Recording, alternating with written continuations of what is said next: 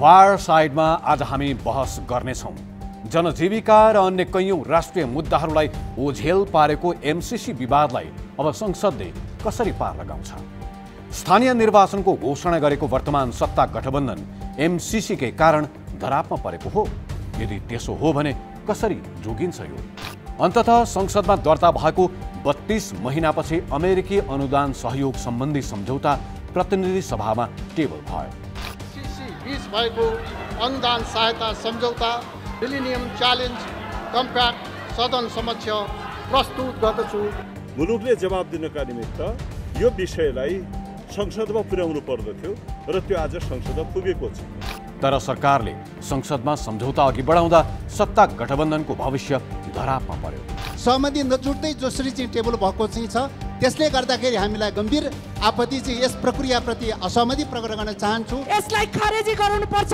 कसैको दमन कसैको दबाव हाम्रो सार्वभौम सम्पन्न नेपाली नागरिकलाई सही हुने छैन। गठबन्धनका 3 प्रमुख घटक सदनमा मात्रै होइन सम्झौताको विरुद्धमा सडकमै समेत उत्रिएका छन्।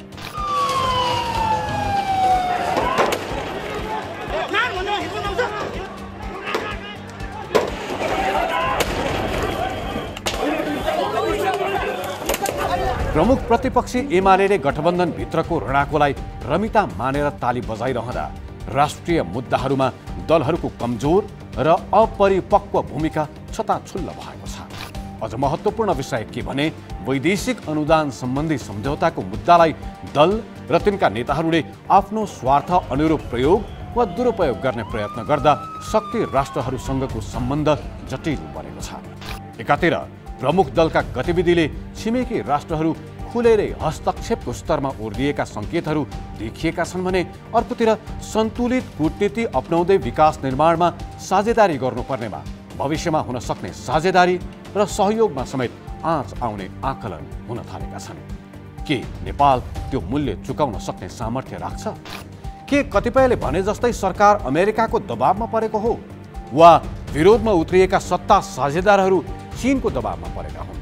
दबाव जसको सुकै भए पनि एमसीसी राष्ट्रहितमा छैन भन्ने आधार के राष्ट्रहितमा छ भन्नेहरूको तर्क कति सबल वा गलत? सत्ता साझेदार प्रमुख घटक माओवादी केन्द्र किन दोधारे नीति अख्तियार गर्दैछ? फायरसाइडको आजको अङ्कमा हामी यिनै प्रश्नको जवाब खोज्नेछौँ र आज हामीसँग हुनेछन् माओवादी केन्द्रका नेता नारायण काजी श्रेष्ठ।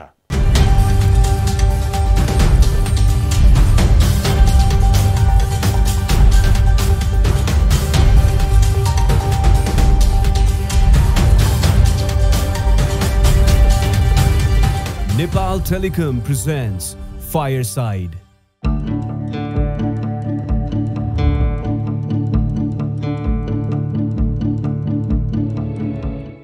नारायण काजी श्रेष्ठ एमसीसी बहसमा विरोधी कित्तामा उभिएका नेता हुन् जसले यसअघि सरकारमै रहेर उपप्रधान तथा परराष्ट्र मन्त्रीको भूमिका समेत निर्वाह गरिसकेका छन्। नारायणजी स्वागत छ फायरसाइडमा। धन्यवाद। संसदमा तपाईँहरूको भूमिका देखेर मान्छेहरू जिल्ल परिराखेका छन्। किन होला? किन जिल्ल परे जस्तो लाग्छ तपाईँलाई? तपाईँ भन्नुहोस् न। हामी त जिल्ला पर्नुपर्ने केही कारणै देख्दैनौँ।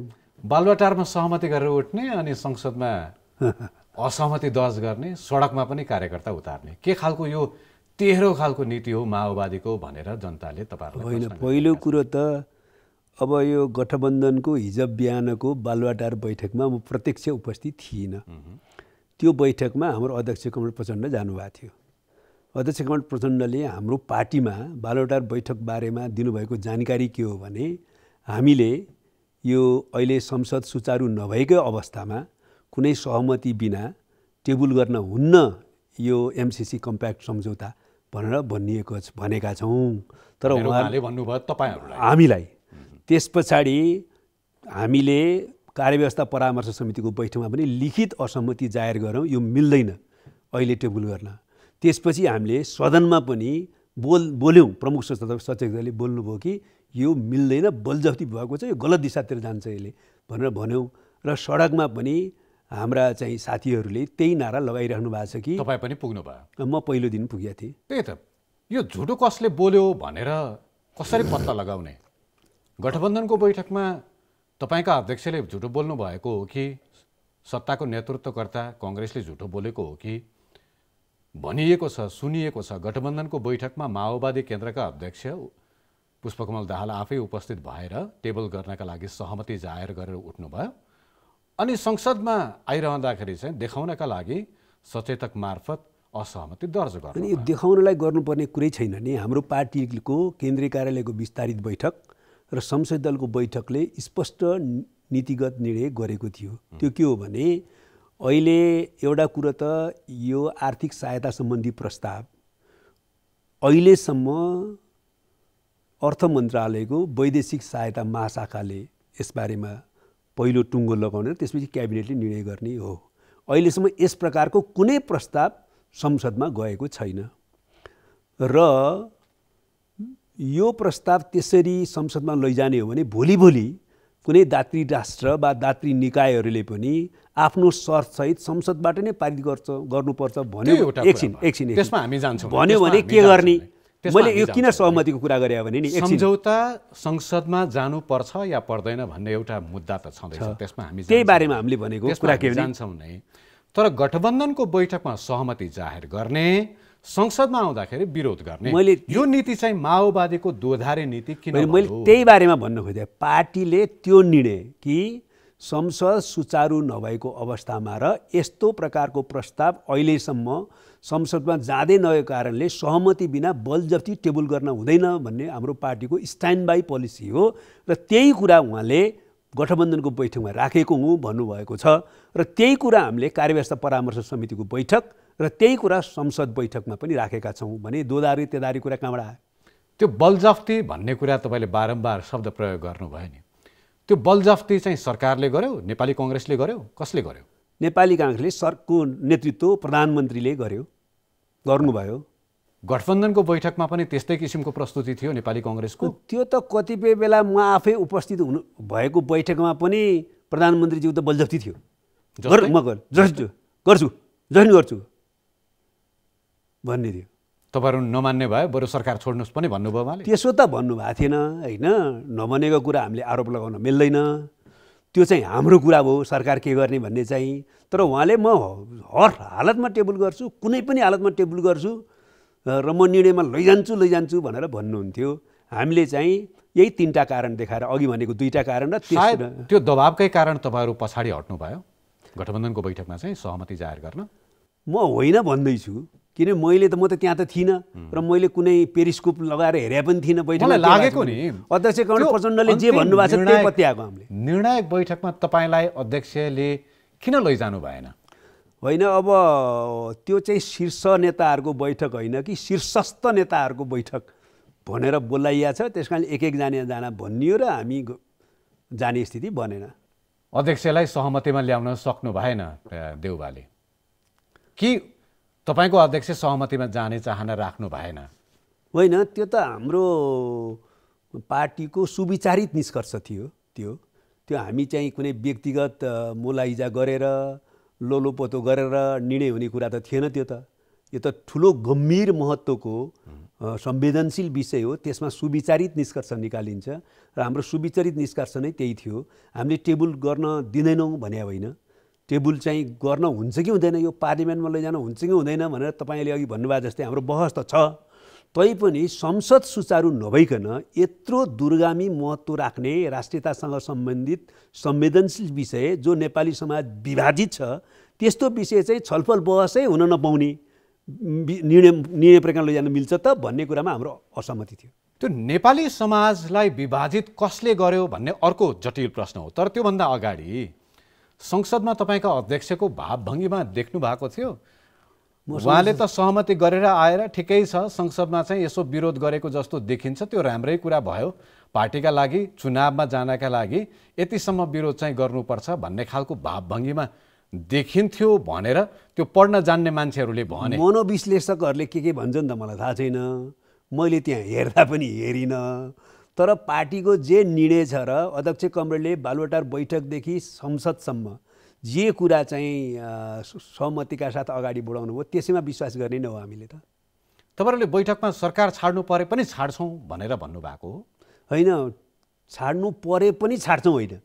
हाम्रो कुरो त के हो भने यदि सरकारले यदि प्रधानमन्त्रीले सहमति बिना संसद सुचारू नभएकै अवस्थामा यो प्रस्तावलाई स्वतन्त्र ढङ्गले छलफल बहस गरेर निर्णयमा गर्न सक्ने स्थिति संसदभित्र नबनुन्जेल बलजफ्ती लैजानुहुन्छ र पारित गर्ने प्रक्रियामा जानुहुन्छ भने हामी सरकार छोड्छौँ भने हो।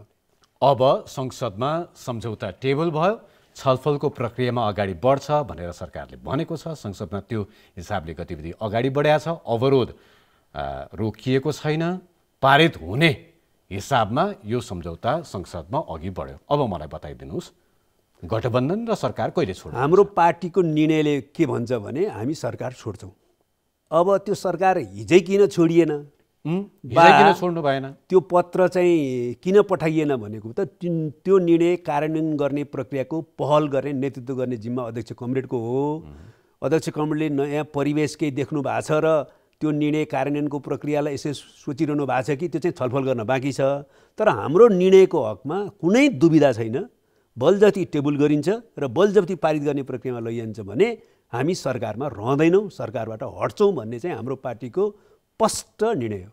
अब तपाईँकै भाषामा भन्ने हो भने सरकारले बलजफ्ती गरिसकेका छ। हजुर, बलजफ्ती पारित गर्ने प्रक्रियामा अगाडि बढिसकेका छ। हामी त पारित त हुन्न भन्ने विश्वासमा छौँ, तर प्रयत्न चाहिँ बलजफ्ती पारित गर्ने छ। बलजफ्ती त के भनौँ अब होइन, टेबल चाहिँ बलजफ्ती भयो। अब संसदमा स्वतन्त्र ढङ्गले छलफल गर्ने वातावरण नभइकन निर्णय प्रक्रियामा लैजाने कुरालाई त बलजफ्ती भन्नु पर्यो नि।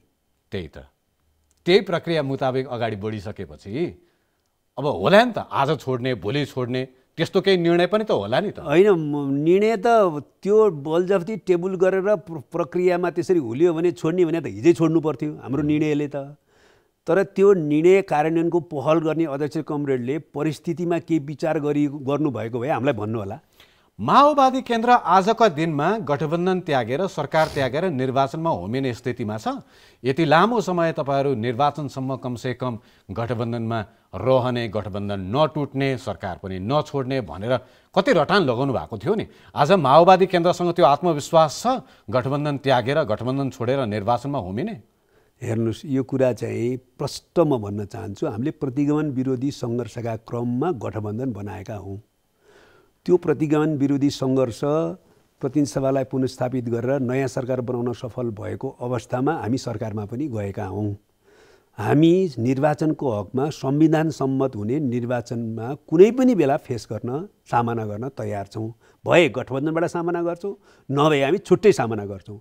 चुनाव संविधान सम्मत हुन पर्यो। संविधान सभा सम्मत हुने चुनावमा कुनै पनि बेला कुनै पनि रूपमा, चाहे एक्लै चाहे अर्को मोर्चा बनाएर पाए गठबन्धन हामी सामना गर्न तयार छौँ, एकदम प्रष्ट। अब हामी तयार छौँ। संविधान सभा चुनाव जहिले हुन्छ त्यो बेला हामी तयार छौँ, जुनसुकै रूपमा पनि तयार छौँ। संविधान सभा चुनाव त हुँदैन होइन, संविधान सम्मत चुनाव त संविधान सम्मत हुनु पर्यो भने नि पहिला हामी चुनावको विरोध गरेका थिएनौँ नि। भनेको आज तपाईँहरू अब निर्वाचन जुन घोषणा भएको छ त्यो पनि संविधान सम्मत छ कि छैन भनेर लुपहोल खोज्ने प्रयत्नमा हुनुहुन्छ? होइन, यो चुनाव त उहाँले घोषणा गरिनु, स्थानीय चुनाव त मैले सोधेको, आज माओवादी केन्द्र स्थानीय तहको निर्वाचन गठबन्धन त्यागेर त्यो निर्वाचनमा होमिने सामर्थ्य राख्छ? किन नराख्नु? हामी त सबभन्दा राम्रो के हुन्छ भनेर पो सोच्ने छलफल गर्ने क्रममा हो। हाम्रो पार्टी त कुनै पनि बेला आफ्नो पार्टीको स्वतन्त्र बलमा चुनावको सामना गर्न तयार छ। एउटै मात्र कुरा हो, हरेक चुनाव संविधान सम्मत हुनुपर्छ। एउटा कुरा बताइदिनुहोस् न, यो संसदमा एमसिसी टेबल गर्ने नगर्ने विषय सँगसँगै एउटा प्रकरण पनि जोडिएर आयो। प्रधान न्यायाधीश विरुद्ध महाअभियोगको प्रस्ताव जुन दर्ता गरियो, त्यो प्रस्ताव दर्ता गर्दै गर्दा तपाईँहरू बीचमा केही लेनदेन भयो भन्ने सुन्नमा आयो। के भएको खासमा? तपाईँबाट सुने मैले त त्यो लेनदेन केही भएर रहेछ भने तपाईँले जानकारी भन्नुहोस्। मलाई त केही थाहै छैन कहाँ लेनदेन गर्ने, त्यस्तो कुरामा किन लेनदेन गर्ने।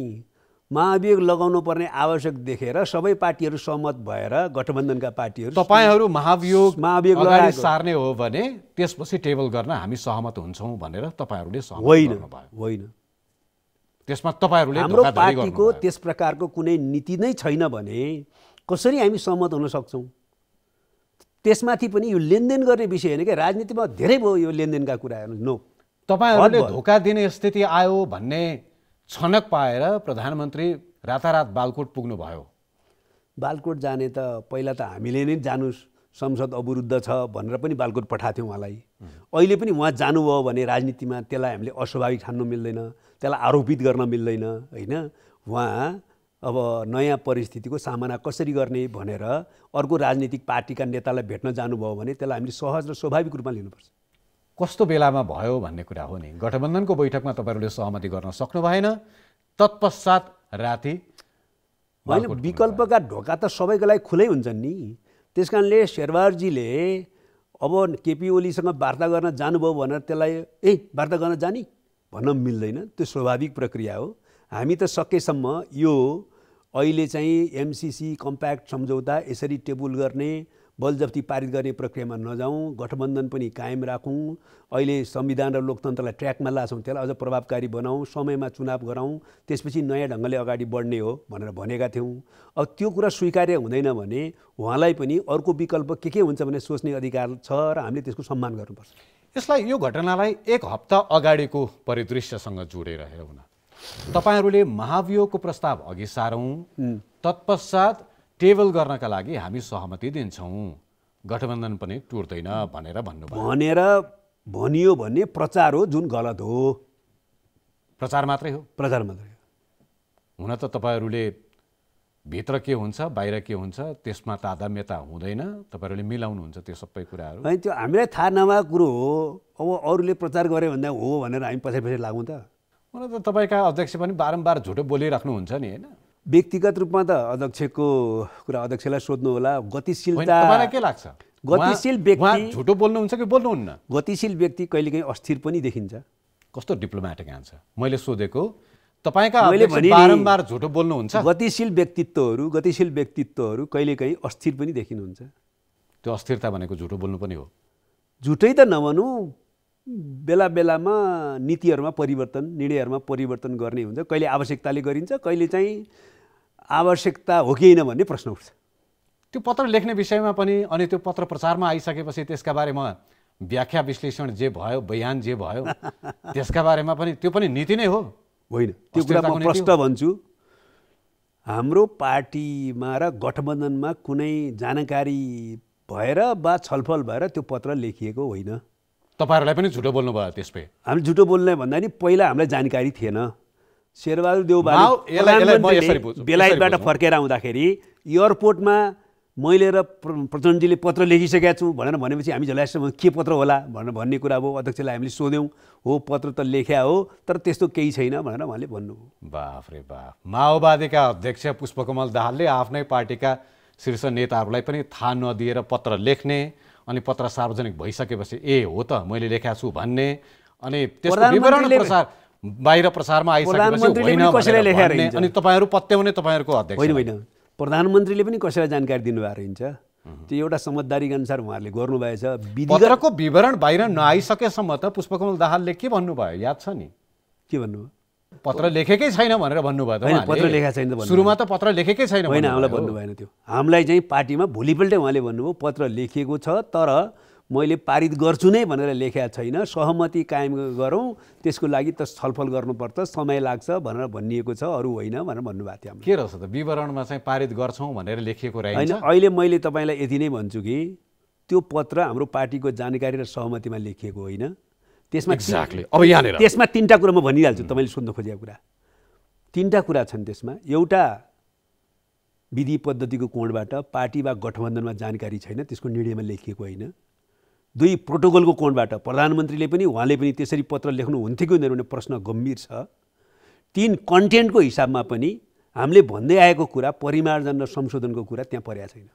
हो, एउटा देशबाट अर्को देशमा कूटनीतिक स्तरमा पनि प्रश्न चिन्ह उठ्न सक्ने यस्ता खालका पत्रहरू लेख्दाखेरि त उहाँले तपाईँहरूसँग कुनै जानकारी दिने लिने गर्नु हुँदो रहेछ भनेदेखि अस्ति गठबन्धनको बैठकमा सहमति गर्नु भएन भन्ने आधार के रह्यो त? होइन, हाम्रो लिडरसिपलाई कूटनीतिक पहल कदमी गर्दा कहिलेकाहीँ कमजोरी भए पनि यो पार्टीले निर्णय गरेको कुरामा उहाँले ठिक ढङ्गले त्यहाँ प्रस्तुत गर्नुभयो भन्ने कुरामा हामीले विश्वास गर्नुपर्छ। पर्छ एउटा कुरा भयो, विश्वास गर्ने कि नगर्ने भन्ने कुरा भयो। होइन, तपाईँहरूको कुरा मात्रै होइन, नेपाली जनताले पनि आज तपाईँका अध्यक्ष पुष्पकमल दाहाललाई विश्वास गर्ने कि नगर्ने भनेर कर्कै आँखाले, शङ्काको नजरले बारम्बार हेरिरहेका छन्। तथ्यगत रूप नै नयाँ कुरा केही आयो भने त यस्तो रहेछ भनेर हामी चाहिँ स्वीकार गर्छौँ र पार्टीमा पनि कुरा उठाउँछौँ। तर अहिले नै भने हाम्रो पार्टीको लिडरसिपले, अध्यक्षले हाम्रो पार्टीको निर्णयअनुसार नै गठबन्धनको बैठकमा कुरा राख्नुभयो र उहाँले रिपोर्ट गरेको कुरा नै सही हो भनेर हामीले विश्वास गर्नुपर्छ। ठिक छ, अब संसदमा के गर्नुहुन्छ तपाईँहरू?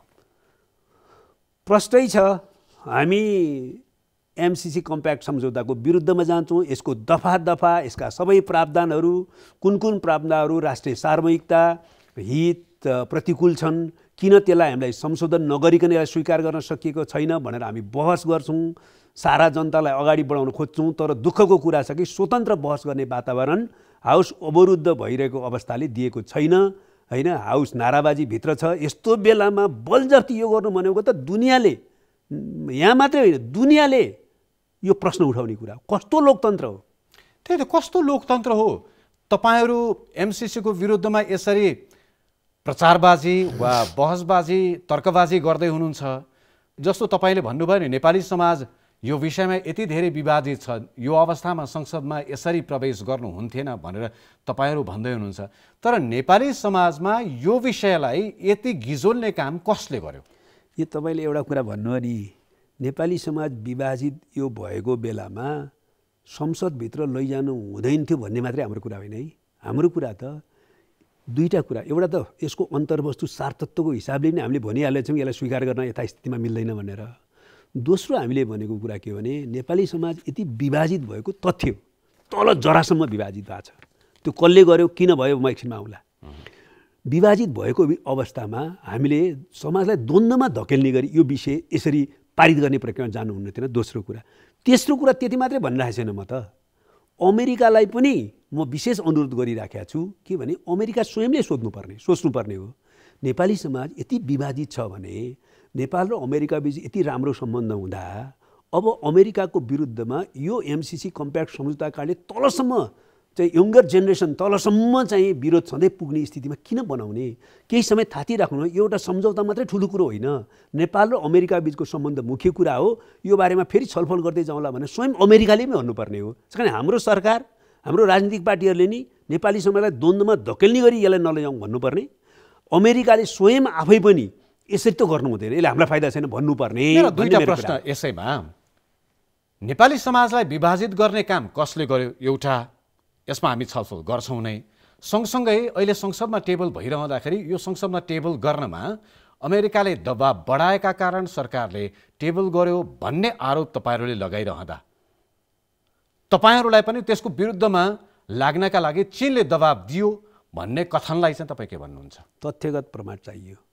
पहिलो कुरा म के भन्न चाहन्छु भने तपाईँले अघि भनेको कुरा म यससँग जोड्न चाहन्छु।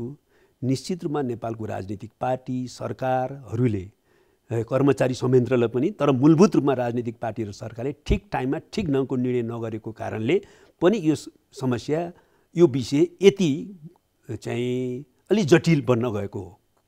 म पहिलो कुरा भनौँ, अब यो एमसिए फन्ड अमेरिकाले तयार पार्यो।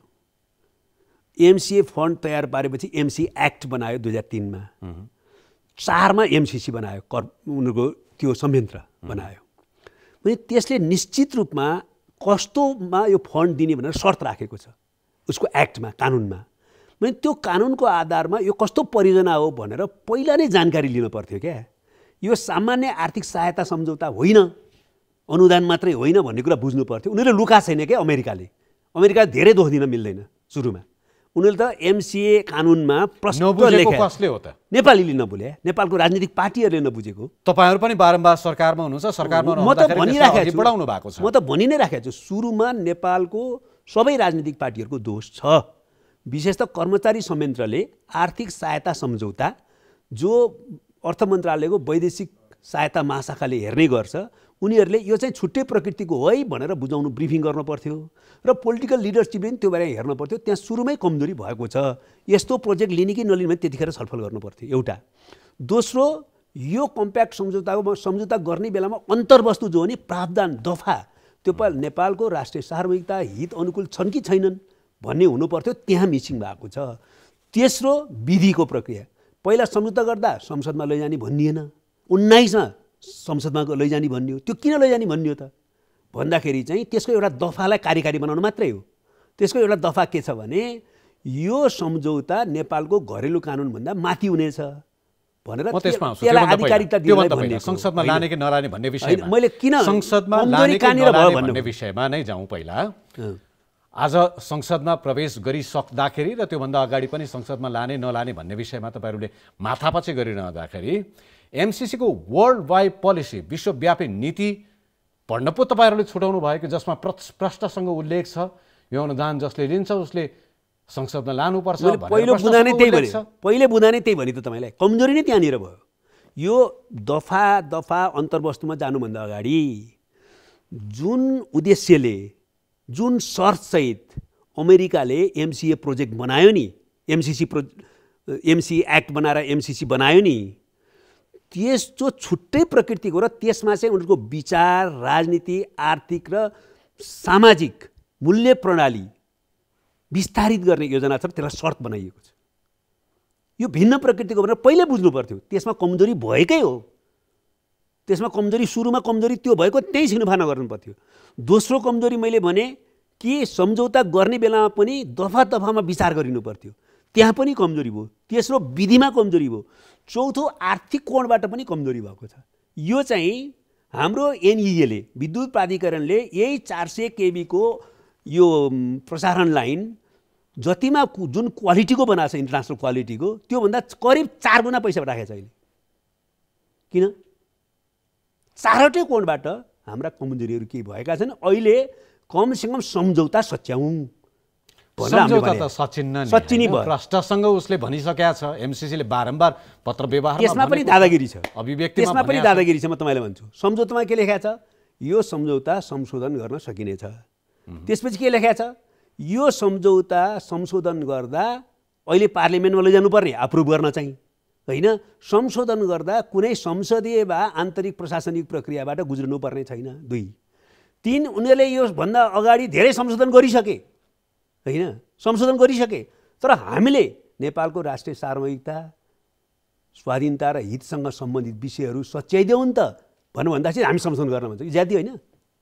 तपाईँहरू बेलामा यस्ता सम्झौताहरू, यस्ता राष्ट्रिय मुद्दाहरूमा आफू सहमत पनि नहुने, अध्ययन पनि राम्रोसँग नगर्ने, जनतालाई पनि राम्रोसँग नबुझाउने, अनि यसलाई आफ्नो राजनीतिक मुद्दा एक हिसाबले भनौँ न राजनीतिक रोटी सेक्ने काम मात्रै गर्ने, जनतालाई विभाजित गर्ने, यो कहिलेसम्म चलिरहेको छ? यसो भन्दा चाहिँ पीडा हुन्छ। हेर्नुहोस्, यसो भन्दा चाहिँ धेरै पीडा हुन्छ।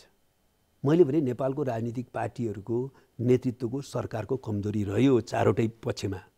तर जुन बेलामा उसले अध्ययन गर्यो, छलफल गर्यो र उसले भेटाए कि यहाँ राष्ट्रिय सार्वभौमिकतालाई सङ्कुचित पार्ने प्रावधान छ, यहाँ नेपालको राष्ट्रिय स्वाधीनतालाई प्रतिकूल जाने प्रावधान छ, यहाँ राष्ट्रिय हित विरोधी प्रावधान छ भनेपछि त्यसको पक्षमा उभिनु त उसको दायित्व हो नि।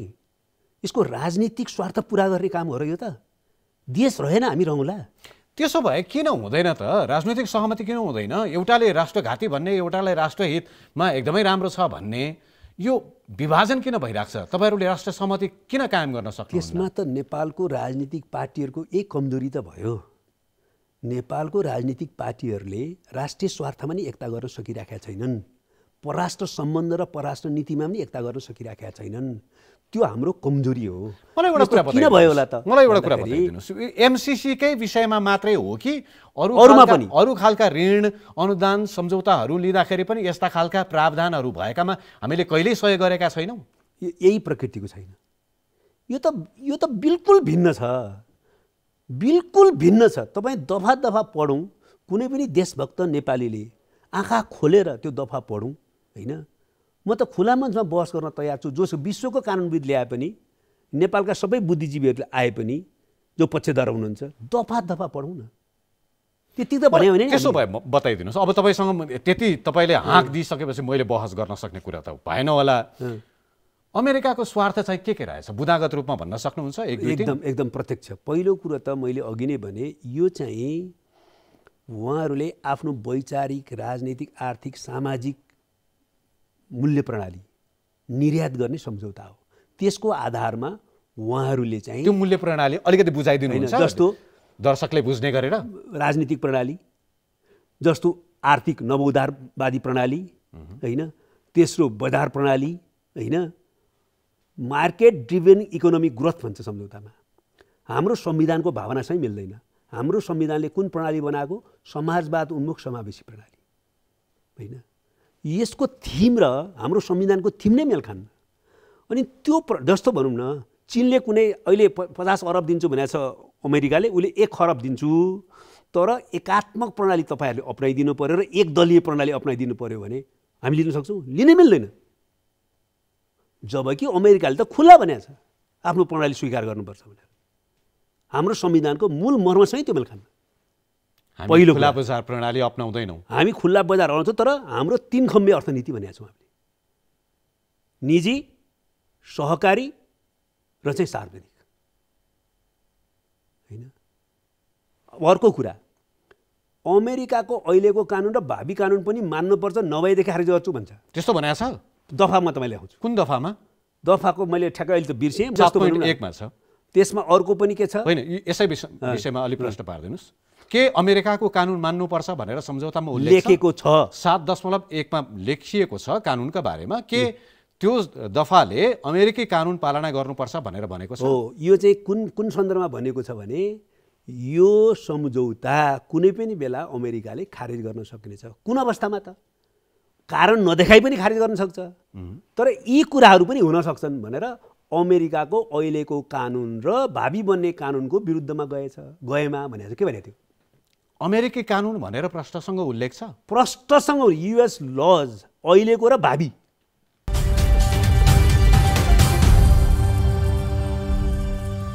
Presented by Nepal Telecom, राष्ट्रको सञ्चार। Brought to you by Mega Bank Nepal Limited, विश्वास जित्दै अघि बढ्दै।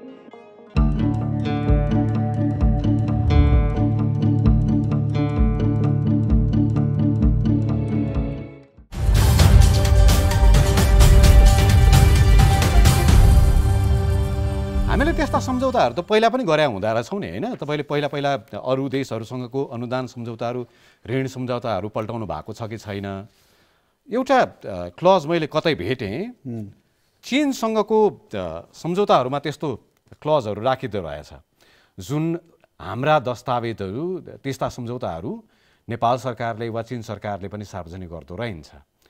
चीनले पनि आफ्ना सम्झौताहरूमा उल्लेख गरेका हुँदो रहेछ। त्यस्ता सम्झौताहरूमा प्रष्टसँग चिनिया कानुन नै लागू हुने भनेर, जस्तो पोखरा विमानस्थलको निर्माणमा जुन सहयोग छ, ऋण छ, त्यो सम्झौतामा नि त्यस्तो खालको विवरणहरू उल्लेख रहेछ। त्यो सम्झौताको विवरण त मैले हेरेको छु, यहाँ 2टा किसिमको छ। एउटा एडिबी, वर्ल्ड ब्याङ्क, अरू चाहिँ एक्जिम ब्याङ्कहरूको छ होइन। त्यो उनीहरूको आफ्नो निश्चित शर्तहरू छ, तर उनीहरूको राष्ट्रिय सुरक्षा स्वार्थको चाहिँ विरोधी जान नहुने वा हाम्रो घरेलु कानुन भन्दा माथि हुने भने चाहिँ छैन। त्यो हाम्रो कानुन अन्तर्गत छ। त्यो एमसिसी सम्झौताले अन्तर्राष्ट्रिय कानुन लागू हुने भन्छ नि। त्यो अन्तर्राष्ट्रिय कानुन लागू हुने भनेको अमेरिकी कानुन हो। अन्तर्राष्ट्रिय कानुन भनेको छैन त्यहाँ। अन्तर्राष्ट्रिय कानुन त छँदैछ, त्यो इन्टरनेसनल हो यो भनेको छ, इन्टरनेसनल ल भनेर प्रश्नसँग। तर त्यो अमेरिकी कानुन भनेको अर्को ठाउँमा छ। मैले तपाईँलाई दफामै अहिले ल्याइन त्यो सम्झिनुहोस्, समय छ। तपाईँले चाहिँ त्यो कुरा प्रष्ट लेखिएको छ। यो खारेज गर्ने सन्दर्भमा यो कुनै पनि बेला बिना कारण पनि खारेज गर्न सक्छ होइन, तर तलका कारणले पनि खारेज गर्न सकिन्छ भन्ने हुँदाखेरि एउटा के भनेको छ भने अहिलेको अमेरिकी कानुन र भावी अमेरिकी कानुनको विरुद्ध गएमा भन्ने छ। अर्को अमेरिकाको राष्ट्रिय सुरक्षा स्वार्थको विरुद्धमा गएमा भन्ने छ। राष्ट्रिय सुरक्षा स्वार्थ भने के? अपरिभाषित राष्ट्रिय सुरक्षा स्वार्थ भनेपछि त यो चाहिँ हाम्रो सुरक्षा स्वार्थ विरुद्धमा भयो भनेर जे पनि भन्न सक्ने उनीहरूले। हाम्रो भोलि बाटै बन्ला, हाम्रो कुनै देशको सम्झौतै होला। यसलाई अलिकति डिकोड गरौँ। अमेरिकाको नेपालमा सुरक्षा स्वार्थ के हुन्छ? उनीहरूको सुरक्षा स्वार्थ धेरै छ नि। जस्तै होइन, उनीहरूले त टिबेटलाई नै आफ्नो कन्स्टिट्युन्सी बनाउँछ होइन। उनीहरू आफ्नो एउटा कन्स्टिट्युन्सी भनिराखेको छ। उनीहरू अहिले सुपर पावर हो। सुपर पावरमा चाइना र उनीहरूको प्रतिस्पर्धा छ। हाम्रो जियो पोलिटिकल पोजिसनले गर्दाखेरि उनीहरू यसमा आफ्नो प्रकारको चाहिँ प्रभाव विस्तारित गर्न चाहन्छ। सरकार आफ्नो बनाउन चाहला, आफ्नो पक्षधर सरकार बनाउन चाहला, यहाँको भूभागमा आफ्नो प्रभाव जमाउन चाहला। त्यो त उनीहरूको रणनीतिक स्वार्थ भयो नि। तपाईले के भन्नु खोज्नु भएको? अमेरिकाले नेपाललाई एमसीसी सम्झौता मार्फत उपनिवेश बनाउने चाहना राख्छ भन्न खोज्नु भएको? नेपाललाई आफ्नो प्रभाव क्षेत्र बनाउन चाहन्छ, उपनिवेश बनाउन चाहन्छ अमेरिकाले। नयाँ प्रकार पहिला जस्तो उपनिवेश त सम्भवै छैन अहिले हैन। प्रत्यक्ष उपनिवेश नव उपनिवेशनको प्रक्रियामा गइराखेको छ विश्वका विभिन्न मुलुकहरूमा अहिले हैन। यो भूमौलिकृत पुँजीवाद र वित्तीय जो नयाँ प्रकारको साम्राज्यवाद छ त्यसले गर्दाखेरि चाहिँ प्रत्यक्ष उपनिवेश त छैन, नव उपनिवेशको प्रक्रियामा छन्। त्यो नव उपनिवेशको प्रक्रियामा विभिन्न ढङ्गले गर्छन्। अहिलेको एमसीसी कम्प्याक्ट सम्झौता चाहिँ अमेरिकाले आफ्नो प्रभाव कायम गर्ने उद्देश्यले नै गरेको हो। उसो त नेपालले सही गरेको बीआरआई त्यस अन्तर्गत परियोजनाहरू पनि सञ्चालित छन्। बीआरआईलाई पनि चीनको त्यस्तै किसिमको रणनीति भन्छन् नि हैन? त्यो यस्तो भयो के, यो चाहिँ के भने तर्कको लागि तर्क हो। अमेरिकाले एमसीसी मा चाहिँ शर्तै राखेको छ आफ्नो वैचारिक राजनीतिक आर्थिक सांस्कृतिक प्रणालीको। बीआरआईले त्यसो भन्दैन। दोस्रो कुरा बीआरआई र यो त प्रोजेक्टमा सम्झौता हो, बीआरआई प्रोजेक्टमा सम्झौता छैन। बीआरआई एउटा एमओयू हो, यो त प्रोजेक्टकै सम्झौता हो। जुन प्रोजेक्ट चाहिँ एमसिए एक्ट अन्तर्गत छ, जुन एक्टले शर्त राखेको छ यतिसम्म कि नेपालको एनजिओ आइएनजिओलाई रेगुलेट गर्न नपाउने पनि शर्त छ बाबा। चीनले यो एमसीसी का बारेमा हामीले माथापछि गरिरहँदाखेरि बोल्यो नि हालसालै। हजुर, अमेरिकाले बोलिसकेपछि टेलिफोन वार्ता भइसकेपछि त्यो कुरालाई चाहिँ कसरी हेर्नु भएको छ? म के भन्छु भने अमेरिका महाशक्ति चीन महाशक्ति बन्ने प्रक्रियाको प्रतिस्पर्धामा देखिन्छ। उनीहरूको आफ्ना रणनीतिक स्वार्थहरू हुन्छन्। तर हामी के अनुरोध गर्न चाहन्छौँ भने हाम्रो देशलाई तपाईहरुको रणनीतिक स्वार्थका कारणले अप्ठ्यारो नबनाइदिनुस्। हामीले तपाईहरुको रणनीतिक स्वार्थका अनुसार भूमिका निर्वाह गर्न सक्दैनौँ। हाम्रो राष्ट्रिय सार्वभौमिकता, स्वाधीनता र भौगोलिक अखण्डता र हित केन्द्रित भएर हामी अगाडि बढ्न हामीलाई दिनुस् भन्नुपर्छ। र चीनलाई पनि हाम्रो अनुरोध के हो भन्छ नि, हाम्रो भू राजनीतिक संवेदनशीलता तपाईहरुले बुझिदिनुस्। तपाई र अमेरिकाको आफ्नो राजनीतिक स्वार्थका टक्करहरू होलान्, त्यहाँ हामी पिल्सिन चाहदैनौँ। अमेरिकाले एमसीसी का विषयमा दबाब दिइरहँदाखेरि चीनलाई यो विषयमा बोल्नका लागि तपाईहरुले उत्प्रेरित गर्नुभयो, स्वागत गर्नुभयो भन्ने आरोप। सत्य होइन। तपाईले सघाउनु भयो। सत्य होइन। प्रोभोक गर्नुभयो। सत्य होइन। बरु यो अमेरिकाले प्रचार गरेको, अमेरिकाले यो जनमतलाई दिग्भ्रमित गर्न प्रचार गरेको। चीनले किन बोल्यो त त्यसो? वैचारिक आधारमा। चीनले किन बोल्यो त त्यसो भए? वैचारिक आधारमा यो नेपालको राष्ट्रिय हितको मुद्दालाई वैचारिक आत्मा ध्रुवीकरण गर्ने दिशातिर लैजान सकिन्छ कि भनेर प्रयत्न भइराखेको छ यहाँ। चीनले किन बोल्यो? त्यसो गर चीनले आफ्नो रणनीतिक स्वार्थ अनुसार बोल्यो होला। जब दुईटा अवस्थामा चीनले बोलेको देखिन्छ। एउटा जब अमेरिकी उपमन्त्रीले सार्वजनिक रूपमा दिल्लीबाट हैन यहाँ चीनको भूमिका भनेर बुझ्छौँ भन्ने हो, र जब यहाँ अमेरिकाको एमसीसी का पदाधिकारीहरूले नेपालका नेताहरूसँगको वार्तामा पनि त्यही कुरा भने र त्यो कुरा सार्वजनिक भयो, हामीलाई अनावश्यक मुछ्यो भनेर चीनले सोचेको हुनसक्छ। तर हामी के भन्छौँ भने चीन र अमेरिकाका आफ्ना रणनीतिक स्वार्थहरू होलान्, त्यो टकराइराखेको छ भने हामी बुझ्न सक्छौँ अहिलेको विश्वमा। तर हाम्रो भू राजनीतिक संवेदनशीलताको स्थितिलाई ख्याल गरियोस्। छिमेकी वा कुनै पनि मित्र राष्ट्रले हामीलाई अनावश्यक रूपमा तान्ने, मुछ्ने र हामीलाई प्रयोग गर्ने काम गर्न नखोजियोस् भन्ने हामी अनुरोध गर्न चाहन्छौँ। अर्को सिराबाट म सोध्छु, यो प्रश्न कति सान्दर्भिक हुन्छ? नेकपा एस समाजवादी र माओवादीका नेताहरूको निरन्तर चीनका नेताहरूसँग, चीनका पदाधिकारीहरूसँग वार्ता संवाद भइरहन्छ भन्ने आइराख्छ। पछिल्ला संवादहरूमा चीनको ब्रिफिङ चाहिँ के हो यो विषयमा? मलाई थाहा छैन के भन्छ यो नियमित भइराखेको छ भन्ने त मलाई लाग्दैन। म अन्तर्राष्ट्रिय विभागको प्रमुख हो। म साँच्चै भन्नु हो भने 2 वर्ष भयो चीनको कुनै अधिकारीहरूसँग, चिनिया कम्युनिस्ट पार्टी, चीनको कुनै सरकारी कुनै अधिकारीसँग मेरो सम्पर्क समेत छैन। तपाईका अध्यक्षले पार्टीको अध्यक्षसँग, चीनको कम्युनिस्ट पार्टीको विदेश विभागको प्रमुखसँग एकचोटि भिडियो वार्ता भएको मलाई जानकारी छ। यद्यपि म वार्तामा थिइनँ, तर अरू कुनै वार्ताको मलाई जानकारी छैन। त्यस्ता वार्ताहरूमा पनि कुनै खालको ब्रिफिङ यस्तो गर उसो गर भन्ने भएको नै छैन भने कसरी ब्रिफिङ होला र? आउँदैन। त्यो चीनको कम्युनिस्ट पार्टीको अन्तर्राष्ट्रिय विभागको प्रमुखसँग भएको हो, त्यो कुरा मैले जानकारी दिनुभएको छ। मसँग त प्रत्यक्ष 2-2.5 वर्षदेखि कसैसँग नि भएको छैन, तर उहाँसँग पनि त्यही भएको जानकारी छ, अरू जानकारी छैन। मलाई अलिकति पत्याउन गाह्रो भएको यसकारण पनि होला कि नेकपा आग्रह केही पनि छैन, आग्रह कुनै पनि कोणबाट छैन, नमान्नु होला नारायणजी। तपाईहरू नेकपा एउटा दल भइरहँदाखेरि त्योभन्दा अगाडि पनि बारम्बार टेलिफोन वार्ता, यहीँ भएका राजदूतसँगको वार्ता, घर घरमा त्यतिखेर पुग्नु भएको थियो। यी खालका संवादहरूमा पनि केही न केही ब्रिफिङ हुन्छ भन्ने मैले गाईगुई सुनेको आधारमा सोधेको हुँ। तपाईँहरूलाई ज्यादा थाहा भन्नुहोस् न। म आज यो चाहिँ मैले सार्वजनिक रूपमा भनेको थिइनँ, मलाई किन भन्नु भनेर लागेर चीनको राजदूतले मलाई हाम्रो पार्टी विभाजन भएको बेलामा भेट्न खोज्नु भएको थियो। म भेट्दिनँ। हाम्रो पार्टीको आन्तरिक समस्या चर्किरहेको बेलामा तपाईसँग भेटेर मैले केही कुरा गर्नु छैन, अहिले हाम्रो पार्टीभित्र हामी छलफल गर्छौँ भनेर भनेको थिएँ। तपाईले भेट्नु भएन, तपाईका अध्यक्ष, तपाईका पार्टीका अरू नेताहरू अब अर्को कुरा पनि भेटेको त सार्वजनिक भएकै हो। सी जिनपिङ विचार के भनेर एउटा गोष्ठी भयो हैन, त्यसको पनि व्यक्तिगत रूपमा म सहमत थिइनँ। त्यसरी त्यो गर्ने बेला होइन।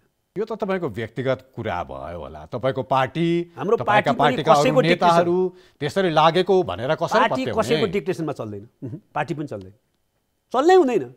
नेपाल त यस्तो भूराजनीतिक सम्मेलनसँग ठाउँमा छ कि भित्रदेखि भनिरहेको छु म, कसैले देखाउनलाई कुरा गर्छन्, नेपालका पार्टीहरू भन्छन्, जो पार्टीहरूले देखाउनलाई भन्छन् तिनले देश सिद्ध्याए।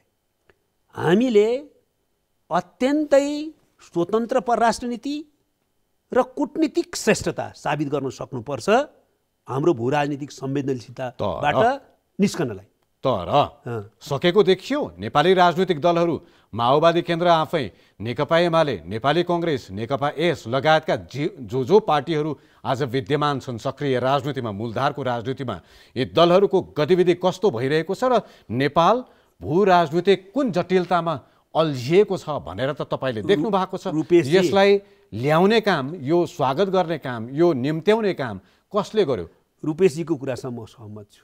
नेपालको राजनीतिक पार्टी नेतृत्व र सरकारले आफ्नो देशको भूराजनीतिक अवस्थितिले पैदा गरेको भूराजनीतिक संवेदनशीलतालाई ठिक ढङ्गले बुझ्ने र स्वतन्त्र परराष्ट्र नीति र परिपक्व कुशल कूटनीतिक अभ्यास गर्ने क्षमता प्रदर्शन गर्न सकेको छैन। यसको परिणाम के हुन्छ? यसको परिणाम जोखिम बढ्दैछ। अहिले त देश कहाँ पुगिसक्यो हेर्नुहोस् है, म तपाईँलाई गम्भीरतापूर्वक भन्दैछु रूपेशजी। नेपालको भौगोलिक अखण्डता चाहिँ कायम रहने, तर नेपालको सार्वसत्ताको अभ्यास गर्न चाहिँ नसक्ने ठाउँमा नेपाल पुर्याउन खोजिँदैछ। यो गम्भीर कुरा हो। दोस्रो नेपालमा चाहिँ नेपाली समाज पुरै विभाजित द्वन्द्वग्रस्त हुने, त्यसको परिणामस्वरूप नेपालको अहिलेको प्राप्त भएको लोकतन्त्र पनि सङ्कटग्रस्त हुने, जबकि यो लोकतन्त्रलाई हामीले विकास परिमार्जन गर्दै जानुपर्ने थियो। तेस्रो, यो लोकतन्त्र खालि राजनीतिक परिवर्तनको मात्रै कुरा थिएन, यो लोकतन्त्रलाई माध्यम बनाएर सामाजिक आर्थिक रूपान्तरण गर्ने, जनताको जीवन फेर्ने, हाम्रो जीवन यति फेरियो भने जनताले प्रत्यक्ष आफ्नो काखमा, आफ्नो पोल्टामै अनुभूत गर्न पाउने स्थितिको निम्ति सङ्घर्ष गरेका थिए।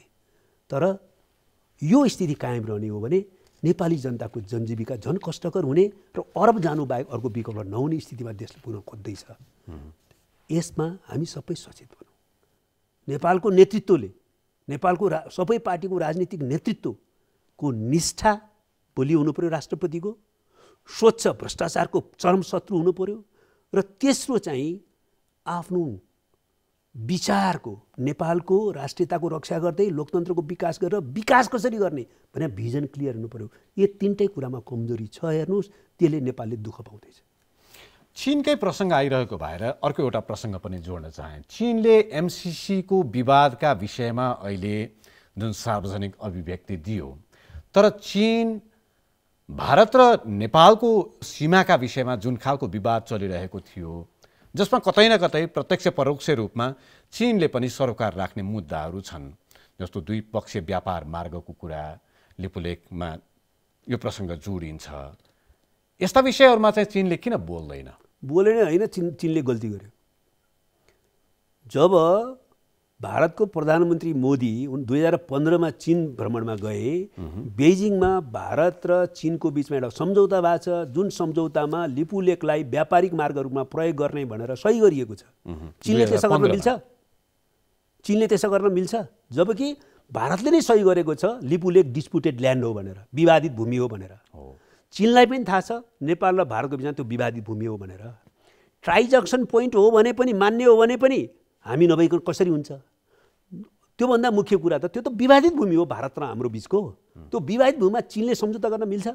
विवादित भएन, अब नेपालले त्यसमा आफ्नो दाबी प्रस्तुत गरिसक्यो, नक्सामा समेटिसक्यो। होइन, कमसेकम भारतले त विवादित भनेर सही गरेको छ कि, भारतले विवादितसम्म त सही गरेको छ। हामीले त त्यो हाम्रो भनेका छौँ, हामीले प्रमाणै पेश गरेका छौँ। तर भारत र नेपालको साझा डकुमेन्टमा विवादित भनेर लेखिएको छ वार्ताको निम्ति। त्यो कुरा त चीनलाई थाहा छ नि। चीनले त्यसो गर्न मिल्छ? त्यस कारणले चीनले गरेको गल्ती, चीनले गर्न नहुने कामप्रति हामी आँखा चिम्लाउन सक्दैन। म नै व्यक्ति हुँ जसले मैले त्यतिखेरको चीनको राजदूतलाई बोलाएर भोलिपल्ट 15 तारिकमा सम्झौता भयो, 16 तारिकमा बोलाएर यो के तरिका हो भनेर आपत्ति जनाएको। यस्ता विषयहरू मलाई त तपाईँहरूले सडकमा उतार्नुहुन्न नि, होइन? होइन, यस्तो बेला पनि त्यो कुरा लिपुलेखको बारेमा त हामीले सडकमै बोलेका हौँ, चीनको बारेमा, होइन? चीनले गल्ती गर्यो, चीनले सच्याउनु पर्छ भनेर अहिले पनि भन्छु, हिजो पनि भनेको। तर चीनकै सहमतिमा भारतले नेपाली भूमिमा सडक बनाइरहँदाखेरि नेपाल सरकारले चीनलाई के भन्यो? नेपाल सरकारले त्यतिखेर भनेको बाहेक नेपाल सरकारले पनि चीनसँग दृढतापूर्वक वार्ता गर्नुपर्ने हो, त्यही दृढतापूर्वक वार्ता गरेका छैन ठोस रूपमा, होइन? भारतले त बलजफ्ती गरिराखेको छ, घोषणा गरिराखेको छ, हाम्रो कुनै खालको चाहिँ ठोस पहल कदमी छैन। अब गठबन्धनको एउटा विषय छ, एमसिसीको एउटा विषय छ। मलाई जिज्ञासा लागेको नि, अब तपाईँहरूले संसदमा जति कराए पनि छलफल अगाडि बढ्ला, तपाईँले भने मुताबिक नै बलजफ्ती अगाडि बढ्ने प्रयत्नमा सरकार छ।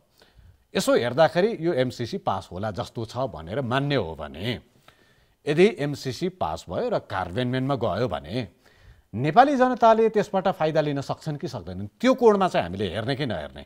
त्यो कोण धेरै हेर्नुहोस् गम्भीर नकारात्मक असर पुग्छ नेपाललाई। यो अहिले चाहिँ वास्तवमा एकदम हल्का ढङ्गले पक्ष विपक्ष भइदिएछ, यसको परिणाम धेरै नकारात्मक हुनेवाला छ, धेरै नकारात्मक हुन्छ। यसको दुईटा परिणाम हुनेवाला छ। एउटा, नेपालको राष्ट्रिय सार्वभौमिकता धेरै कमजोर भएर जानेवाला छ र नेपाल अन्तर्राष्ट्रिय शीतत्वको केन्द्रबिन्दु बन्ने खतरा बढेर जानेछ। एक। दुई, नेपाली समाज पुरै द्वन्द्वमा जानेछ। म तपाईँलाई सम्झाउन चाहन्छु, 1 मिनट रुपेशजी, वर्तमान प्रधानमन्त्री शेरबहादुर देउपाले सम्झना गरे हुन्छ। त्यतिखेर तत्कालीन नेकपा माओवादीले राष्ट्रियतालाई प्रमुख मुद्दा बनाएर अरू पनि केही मुद्दा राखेर 40 सूत्रीय ज्ञापन पत्र दिएको थियो, जसलाई व्यवस्था गरेर उहाँले रत्तीको टोकरीमा फालिदिनु भयो, वार्ता गर्न नि बोलाउनु भएन। माओवादीले स्वतन्त्र सङ्घर्ष सुरुवात गर्यो। अहिले उहाँ नेपाली समाजमा भएको यो विभाजन, द्वन्द्व उन्मुक्तलाई हेरिरहनु भएको छैन। उहाँकै पालामा नेपाली समाज फेरि द्वन्द्वमा जाने र त्यो द्वन्द्व कुन रूपमा फेरि प्रकट हुन्छ भन्न सकिने अवस्था छैन। त्यसैको प्रकटीकरण हो अहिले सडकमा रगत बग्छ भनेर जुन खालको अभिव्यक्तिहरू नेताहरूले दिइरहेका छन्, त्यसैको प्रकटीकरण हो? होइन, त्यो त मातृभूमिसँगको प्रेमले, भावनाले हो। हामी त शान्तिपूर्ण आन्दोलन गर्छौँ, शान्तिपूर्ण प्रतिस्पर्धामै जान्छौँ, जनआन्दोलनमा गए पनि शान्तिपूर्ण ढङ्गले जान्छौँ। तर बडा विरोधाभास सुनिन्छ नारायणजी। तपाईँले यो भनिरहँदाखेरि सडकमा ढुङ्गा हान्नको लागि उचाल्ने तपाईँहरू सडकमा, हामीले सडकमा ढुङ्गा हाल्नु कसैलाई भनेको छैन, नहान पनि भनेर भन्नु भएन। होइन, हेर्नुहोस्, हामीले नहान, शान्तिपूर्ण आन्दोलनमा नहान नै भनियो, तर पुलिसले गरेको जबरजस्ती हेर्नुहुन्छ तपाईँ? त्यसो भए के त्यो भिडलाई संसद भवनभित्र प्रवेश गरेर उल्लङ्घन गर्न त्यो भने होइन नि, के भने? तर चाहिँ एउटा सीमाभित्र बस्नुपर्छ। कुन सीमाभित्र? एउटा सीमाभित्र बस्नुपर्छ कि चाहिँ तपाईँले भिडियो फुटेज चाहिँ हेर्नुहोस् न, म देखाउन सक्छु, हामीले समाचारमा बारम्बार देखाएका छौँ। साधारण मान्छे हिँडिराखेको छ, हिँडिराखेको मान्छेलाई समातेको छ, ऊ जान खोज्छ, फेरि समात्छ, एउटाले पिट्छ, अर्कोले पिट्छ, फेरि ठोक्छ, त्यसै अर्थ न पर्छ। त्यस्तो किन गर्ने? रेस्टुरेन्टमा गएको, पिसाब गर्न गएको व्यक्ति छ, ल्याएर मेरो एकजना भतिजीले चाहिँ बेसरी पिटिया काम छैन म त त्यतिकै बाटो हिँडेको मान्छे हो यहाँ भनेको छ पिटिराखेको छ त्यस्तो एक्सिस हुन नदिने भने हो उसको न्यूनतम जिम्मेवारी त छँदैछ नि त्यस्तै शान्तिपूर्ण आन्दोलन गर्नेहरूले अतिरञ्जित काम गर्नु हुँदैन भन्ने हाम्रो स्ट्यान्ड बाई पोलिसी हो तर त्यहाँ पुलिसले बढी गर्यो भने उनीहरूले पनि बढी गर्छन् उनीहरूले केही प्रतिक्रिया भने पुलिसले पनि गर्ने त्यस्तो स्थिति बन्छ आन्दोलनमा हेर्नुहोस् त्यो नापी तौली त आन्दोलन हुँदैन मैले कुरा भने चाहिँ नारायणजी बानेश्वर जस्तो ठाउँमा त्यति सग्लो बाटो भएको ठाउँमा इट्टाका टुक्राहरू ढुङ्गा कहाँबाट आउँछ कसले ल्याउँछ त्यो त त्यहाँ छेउछाउमै छ नि सडक पेटी भत्काउने काम कसले गर्छ आन्दोलनमा त्यो नगर्नुपर्ने हो आन्दोलनमा हुन्छ यो यथार्थ हो त्यसको जिम्मेवारी कसले लिने जिम्मेवारी आन्दोलनकारीहरूले लिन्छ त्यो आन्दोलनकारीहरूको हुन् अहिले आन्दोलनकारी एमसीसीको विरोधीहरू कोही मञ्च बनाएछन् मोर्चा बनाएछन् त्यो खर्च कसले बेहोर्छ होइन खर्च कसले बेहोर्छ त्यसो त तपाईँले चाहिँ जनयुद्ध गर्दाको खर्च कसले बेहोर्छ भनेर सोध्नुभयो सोध्छौँ नि हामी बारम्बार सोध्छौँ तपाईँलाई पनि सोध्छु आन्दोलनमा त्यस्तो हुन्छ यो गर्नु बेकार हो सकेसम्म क्षतिजनक काम नगर्नु मलाई यो प्रश्न नसोधौँ जस्तो लागेको थियो म सोधिहाल्छु तपाईँले यति कुरा भनिसकेपछि यो प्रश्न मैले सोध्नु पर्ने भयो एमसीसीका बारेमा पक्ष पोषण गरिरहेका मान्छेहरूलाई तपाईँहरूले भन्नुहुन्छ नि राष्ट्रघाती दलाल भनेर तपाईँहरूलाई पनि कसैको प्रायोजनमा यो विरोध गरिरहेको भन्ने आरोप पनि लाग्छ यसको जवाफ केही छ कसैले कसले प्रायोजन गरिरहेको छ एमसीसीको विरोध गर्नलाई तपाईँलाई प्रश्न छ नेपाली जनताको भावनाले देशभक्तिपूर्ण भावनाले मातृभूमिप्रतिको प्रेमले हो प्रायोजन कसले गर्यो भन्ने प्रश्न उठिसकेपछि जवाफ चाहिँ नेपाली देशभक्तिपूर्ण भावनाले प्रायोजन गर्यो नारायणजी अलिकति व्यक्तिगत प्रश्न पनि होला तपाईँ त विधिको कुरा गर्नुहुन्छ निष्ठाको कुरा गर्नुहुन्छ नैतिकताको कुरा पनि गर्नुहुन्छ अलिकति अध्यात्मतर्फ झुकाव पनि राख्नुहुन्छ तपाईँलाई नै इङ्गित गरेर कतिपयले प्रश्न गर्छन् नि नैतिकताको कुरा गर्छन् नि तर विधि पद्धति नैतिकतालाई कहिलेकाहीँ मिचेर राष्ट्रिय सभामा सांसद बन्न पुग्छन् कसरी अनि तपाईँ माइक्रो चढेको तस्बिर सार्वजनिक गर्नुहुन्छ महँगो गाडी पनि चढेर हिँड्नुहुन्छ बडा विरोधाभासपूर्ण ढोंगी हो नारायण काजी श्रेष्ठ भनेर भन्नेहरू पनि प्रशस्तै छन् है त्यो समाजमा त्यस्तो हुन्छ हेर्नुहोस् सबभन्दा पहिले आफूप्रति इमान्दार हुनुपर्छ त्यही त संसदबाट आउने तलब पनि लिनुहुन्न घर कसरी चल्छ यो मान्छेको भनेर सोध्ने पनि मान्छेहरू छन् त्यो कुरा यो प्रश्नलाई मैले अस्वाभाविक मान्दिनँ तर कुरा जे हो त्यही कुरा बुझ्नुपर्छ मैले राष्ट्रिय सभामा गएको अवैधानिक कसरी भयो लुपहोल खोजेर लुपहोल कसरी भयो एउटा प्रत्यक्ष निर्वाचनमा गएपछि अर्को निर्वाचनसम्म चुप्प लागेर बस्नुपर्ने मान्छे राष्ट्रिय सभामा कसरी छिर्न सकिन्छ भनेर बाटो खोजेर अवैधानिक र लुपहोल बाटो खोजेर तपाईँ छिर्नु भयो अवैधानिक र लुपहोल कसरी भयो तथ्य त के हो नैतिक हो सुन्नुस् न नैतिक पनि नैतिक चाहिँ हो म नगएको भए पनि हुन्थ्यो भन्ने कुरा त हुन सक्छ हैन तर एउटा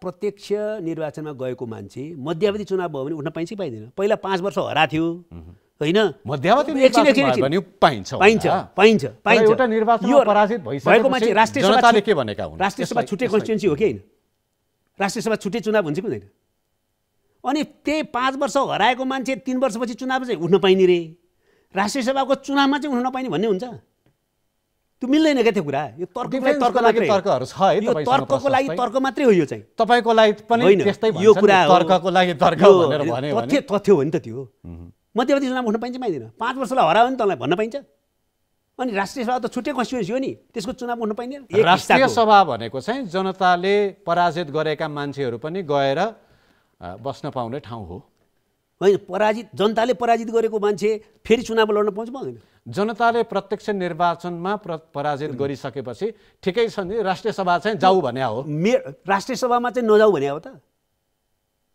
त्यो मिल्दैन के त्यो कुरा नगए जनताले प्रत्यक्ष निर्वाचनमा तपाईलाई 5 वर्षसम्म तिमी यो पटकको निर्वाचनमा पराजित भयो 5 वर्षसम्म जनताले मन जित्ने गरी के काम गर अर्को पटकको निर्वाचनमा हामी जिताउँछौँ भनेका होइनन् त्यो कुरा के हो भने मैले त्यही प्रतिनिधि सभामा चुनावमा हारिसकेपछि अर्को बाटो भएर जस्तो संविधान सभा पहिला कुरा उठ्यो नि संविधान सभाकै चुनाव हार्यो तर त्यही संविधानसँग अर्को बाटोबाट गयो भने त्यहाँ क्वेसन उठाउन मिल्छ। सार्वजनिक व्यक्तित्व भएको भएर यति त सोध्नु पर्यो। अर्को पनि कुरा तपाईँलाई म भन्छु, गाडीकै कुरामा पनि जनताले उठाएको प्रश्नलाई हामीले सम्मान गर्नुपर्छ जरुर होइन, त्यसलाई चाहिँ अन्यथा लिन मिल्दैन। यो कुरा सत्य हो कि मैले 2 वर्ष यो बिचमा गाडी, पहिला त गाडी चढिएन, अब कहाँबाट गाडी चढ्ने, अहिले 2 वर्ष चाहिँ बिचमा मैले हाम्रो पार्टीको सांस्कृतिक रूपान्तरणको अभियानलाई मद्दत गर्न एउटा चाहिँ अभियान आन्दोलनको रूपमा गरेको थिएँ त्यो। र मैले त्यो दिनै स्टार्ट, जुन बेला मैले पब्लिक भेहिकलमा हिँड्न थालेँ त्यो दिन नै भनेको छु नेताहरूले गाडी चढ्न हुन्न भनेर मैले छोड्या होइन, अब कहिले गाडी चढिँदैन भने पनि होइन। तर हाम्रो लिडरसिप टिमले स्वच्छताका निम्ति आफ्नो सबै आम्दानीको स्रोतहरू सार्वजनिक गरेर गाडी चढेको पनि, छोराछोरीलाई बोर्डिङमा पढाएको भयो भने, आफ्नो फ्ल्याट राखेको भने स्रोत के हो भने भन्न त पर्यो। स्रोत के हो भन्नुहोस् न। तपाईँ राष्ट्रिय सभामा हुनुहुन्छ, तलब लिनुहुन्न, तपाईँले घोषणा गर्नु भएको छ, तपाईँको आम्दानीको स्रोत चाहिँ अहिले ल्यायो। मैले चाहिँ 1 वर्षको भने हूँ, 1 वर्ष मैले कोभिड फन्डलाई दियाँ होइन। त्योभन्दा अगाडि पनि म कति वर्ष थिएन, 6-7 वर्ष त थिएन। 6-7 वर्ष चाहिँ संसदको तलबले बाँचे त होइन म होइन। ठिकै छ। अहिलेको आम्दानीको स्रोत चाहिँ के हो? अहिलेको आम्दानी स्रोत राष्ट्रिय सभा छ। पहिला त मेरो चाहिँ पार्टीले नै महिनाको कति कमाइ हुँदो रहेछ एउटा नेता भएर? होइन, अहिले त 60,000 जति आउँछ। त्यतिले पुग्छ है शानसँग आफ्नो जीवनयापन गर्न? होइन, म शानसँग त के छ र, एउटा भाडामा गएको घर छ, भाडामा लिएको छु। डाक्टर सर्वोत्तम श्रेष्ठ भन्ने न्युरोफिसियन हुनुहुन्छ, उहाँको घरमा भाडा बस्छु म। माछा मासु आदि इत्यादि रक्सी केही पनि खान्न, साधारण दाल भात खाने हो। कुरा बुझ्नु भएन। अब अध्यक्षले चढिरहेको गाडी पछिल्लो अवस्थामा उहाँले मलाई चढ्न दिनुभएको छ, त्यसको पेट्रोल खर्च हो, अरू के छ। अध्यक्षज्यूलाई एकचोटि सोधिदिनुहोस् उहाँ कटेरोमा कहिले सर्नुहुन्छ भनेर। त्यो चाहिँ तपाईँहरूले पनि सोद्धा हुन्छ, हामी पनि सोध्छौँ। कटेरोमा त भन्नुभएको छैन उहाँले, त्यो अव्यवहारिक कुरा नगर्नुहोस्, तर चाहिँ त्यहीँ बसिरहनु पर्छ भन्ने छैन। खे जाँदा जाँदै केही छ? विदेशीहरू यहाँ क्रीडास्थल बन्ने काम कसैले नगरौँ, जुनसुकै विदेशी होस् त्यसो नगरौँ। म सबैलाई यतिखेर यो अपिल गर्न चाहन्छु। र तत्कालकोमा MCC कम्प्याक्ट सम्झौता संसदबाट पारित गर्न मिल्दैन। सम्पूर्ण देशभक्त सांसदहरू जुनसुकै पार्टीमा भए पनि त्यसलाई असफल पार्न एकजुट हौँ। मेरो अपिल यही हो। मेरो अपिल पनि तपाईँहरूलाई, देशलाई द्वन्द्वतर्फ कृपया नधकेलिदिनुहोस्। शक्ति राष्ट्रहरूलाई खेल्ने ठाउँ यो कृपया नबनाइदिनुहोस्। छलफल बहस अलि स्वस्थ तरिकाले गरिदिनुहोस्। आफ्ना निर्णय ढिपीहरू कमसेकम नराखिदिनुहोस्। स्वस्थ तर्कसङ्गत तथ्यसङ्गत सबै राजनैतिक दलहरूलाई हाम्रो पनि यही आह्वान छ। Thank you so much. धन्यवाद यहाँलाई।